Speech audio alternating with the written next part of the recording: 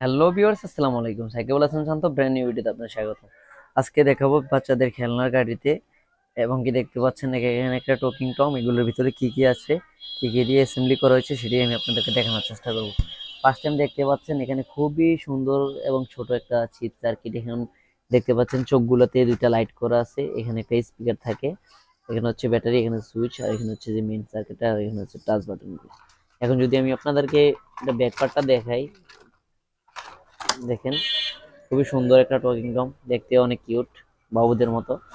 আর এখানে হচ্ছে যে আমাদের রেসিং কারটা দেখতে পাচ্ছেন, এখানে রেসিং কারটাও সেম দেখতে পাচ্ছেন। এখানে অনেক সুন্দর এলইডি এবং কি দুইটা মোটর দিয়ে করা হচ্ছে, গিয়ার মোটর দিয়ে, এবং চারটা চাকা আছে সাথে দেখতে পাচ্ছেন। একই অ্যাসেম্বলি করা, এখানে একটা বোর্ড, সার্কিট বোর্ড, এখানে একটা স্পিকার, আর মেনু তো দেখতে পাচ্ছেন। এটা হচ্ছে আমাদের রিমোট কন্ট্রোলটা।